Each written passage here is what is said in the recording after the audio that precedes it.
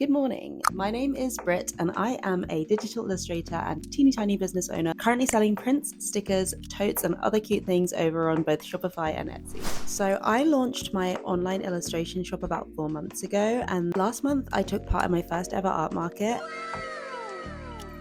I documented some of that over on TikTok and Instagram. And there I got quite a few comments specifically about my display and how I put that together. So I thought it would be useful to come onto YouTube and just do a more detailed video explaining a little bit about what thought went into my display for my first market and how I pulled it together on a relatively short time frame and budget. Also, at the end of the video, we'll talk a bit about how the market went and some of the things I'll be improving about my table display going forward, so stay tuned for that. So obviously selling my art in person for the first time at an art market posed a bunch more challenges that I didn't have when selling online. I actually found it really overwhelming at the beginning to try and decide exactly how to approach this because there are a ton of different ways that you can display your products for an art market. I was super excited about doing my first market and I was also a little bit stressed, so I had this kind of let's get to it attitude. Let's just get everything bought, let's get what I need, let's order it now. Trawling through Amazon, looking at all these different print displays. I kind of knew what I needed for my stand to be functional, but I didn't just want it to be functional, I wanted it to be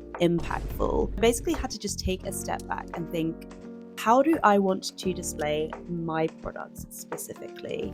Ergo, what is my brand?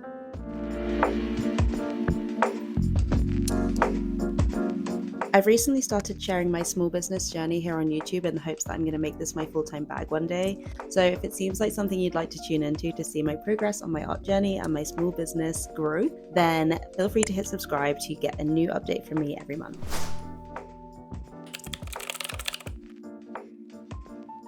This technically wasn't the first time that I thought about my branding. I'd actually put a brand guideline together for myself when I was coming up with my online shop and my website. And that just featured like a basic color scheme and a couple of logos and some fonts that I knew I wanted to use consistently throughout my online presence and my website. I should preface, I am by no means a graphic designer, but I do think this is a great thing for all artists and business owners in general to do to try and keep you consistent, to appear more professional. And I just decided to have a go. If there's anything about me, I will not be held back by my lack of skills, for better or worse. So I basically went back to these brand guidelines. I had a little clear out of some of the logos and fonts that I just wasn't using up until this point.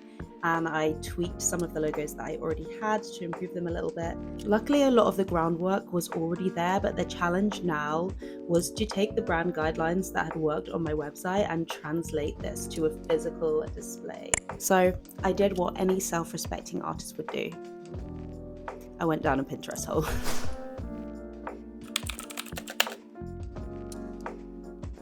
So I basically hopped on Pinterest and I used terms like art market display or artist alley table, and I found a bunch of great results with lots of different examples of people's artist alley setups, and I saved loads of them to a mood board so that I could refer to them later. Some of the images that I saved were due to just an overall vibe that they had at their stand, or perhaps that they had a lot of the kind of products I was hoping to sell. For example, there might have been a stand that had a lot of prints and I had a lot of prints, so I was looking at the ways that they had problem solved in terms of displaying those items. I also found really good references of how people had done their business cards and, thank you letters and other branding that was really inspiring to me. I also went a step further than just the art market references, and I started to think about what atmosphere did I want my stand to have for my customers? How did I want them to feel around my art and my display?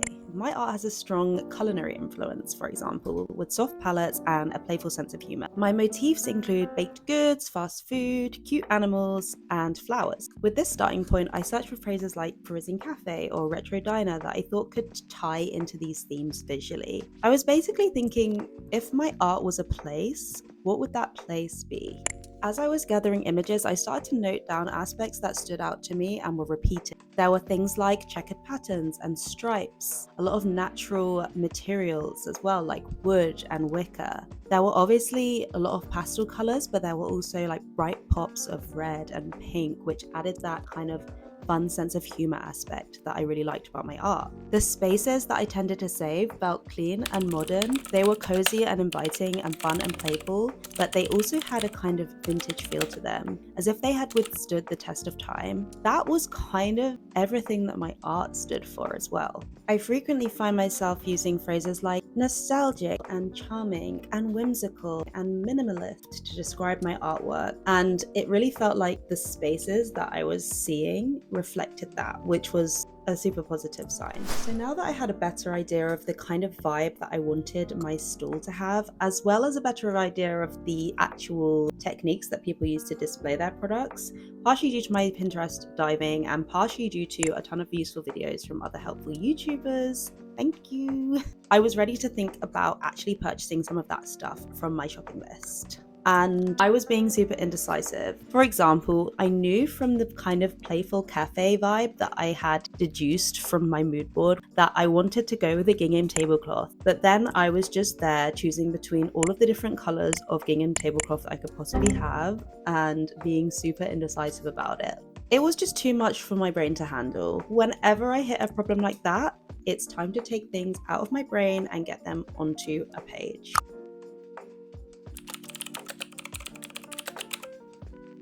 So I started a Photoshop file where I would drag in products that I was thinking of buying and put them together in a kind of mock-up of how my table would look. I know a lot of artists do plan out their table displays by sketching them out, which is also a great solution. However, I think at this early stage, when I was most concerned about what colors and textures would go together, for example, I found using photos was the quickest and easiest way for me to mock up visually how that was going to look. This mock-up genuinely helped me make so many decisions, so I can't recommend something like this enough.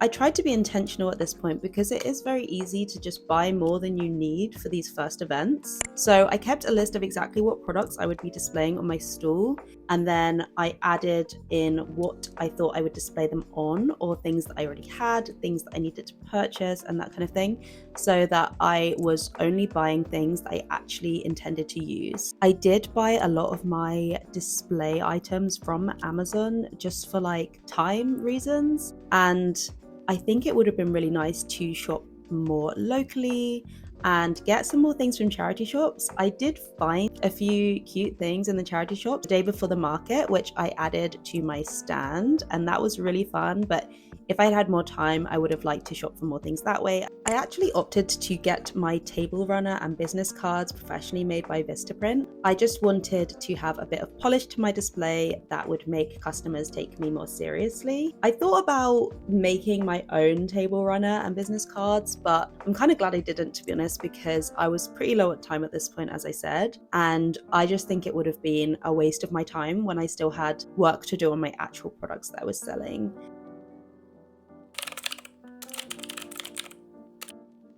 One DIY project I did take on though was for my signage. I could have had signs made, but I couldn't really afford that with the budget that I had for this first market. So I decided to order in some foam board and print the signs myself at home and cut them out. And they turned out pretty cute. I don't know how long they're gonna last, because after just one market, they're already like getting a little scuffed. So maybe that's something to improve for next time, but yeah. I also knew that having my prices visible was going to be a really important factor to the success of an in-person art market, because people don't like to ask the price. It's like just setting themselves up for embarrassment if they can't afford it, or maybe they're just shy. So having your prices everywhere is really important.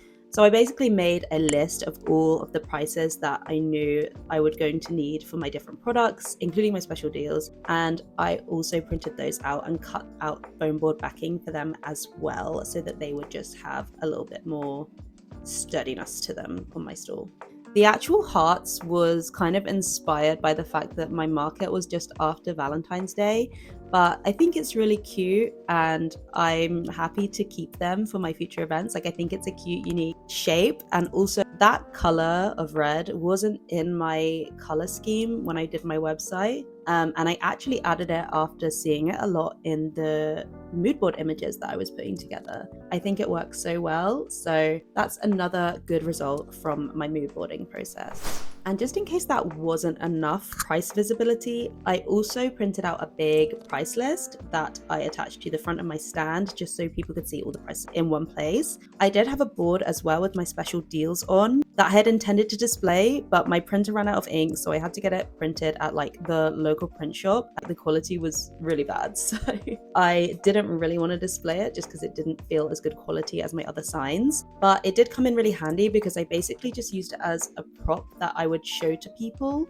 if they were showing interest in my art, to just be like, oh, we have some special deals on, and like, here they are. I also had signs with my social media and QR codes on them so that people could scan to find me online without having to take a business card. As well as this, I used my Moonbin thermal printer to make a bunch of like branded packing stickers to put on the back of all of my prints and cards so that people would know where they got them from, and again, they would see my name. So right at the last minute, I decided to make mystery bags to have on my stand. These just contained a handful of B-grade postcards and stickers at a reduced price that customers could buy as a kind of blind bag, and this was such a great decision in my opinion. It's one of my like easy quick sellers now because sometimes people can't decide what to buy from your stand and they don't want to spend too much money, so they can just buy a mystery bag and it still gives them a piece of your art that they really enjoy. But because I did it so last minute, I didn't have a specific packaging that I had purchased to use for the mystery bags. I managed to kind of come up with a solution where I used some of the paper bags that I had purchased just for customers to carry their purchases in, and I made some like label stickers with my Moonbin printer using the 4x6 labels that I usually use for postage and shipping labels, and I came up with a kind of cute on-brand design and descriptive label for them, which also doubled as a way to actually close the bags. I think that came off really well. I think it still feels in keeping with my stand because of the natural texture of the paper bags and, you know, the heart motif, and I think it was a good, quick, easy and cheap solution. Last but not least, I also made a branded discount flyer that I handed out to any customers who made a purchase at my stall. The hope with these was that they might encourage a repeat purchase, either from the person that had just bought from me, or maybe they would recommend me to a friend or family member or something like that. Also, it's just another way to get something with my name and social media details plastered on it for the people to take away so that they can remember me. So it wasn't long before my parcels started to arrive and it was time to test my display. I used our teeny dining table to test my display on. The art market tables at the Britt Art Market, which I will share some more details on the market itself later in the video, were like 8 feet long, which is actually bigger than average for an art market table. They're normally 6 feet, which was like double our dining room table. So it wasn't exact, but it did help me to get an idea of how everything would look together and how I wanted to display certain products. Before I did my table display, I had actually hit a wall with my prep. I was going through loads of imposter syndrome, like, is my art good enough for this? Is my store gonna look stupid? Am I even gonna sell anything? Am I just gonna be standing there like a lemon all weekend? But once I actually started to see my display come together, it gave me such a confidence boost. My mock-up was coming to life in front of me and I felt so much more legit, and it brought back some excitement to the process. I also took photos of this test display, so that made it a lot easier to recreate the setup when I actually got to the art market on the morning of the event. So, did my hard work pay off? Overall, I would say so. I personally felt really happy with how my stand turned out. I felt like it reflected my brand and it had a nice, friendly and approachable feel. And I felt like my audience would appreciate and be drawn to it. While I was at the market, I got a lot of admirers of my display. You know, I could see people pointing at things and like talking to their friends about them.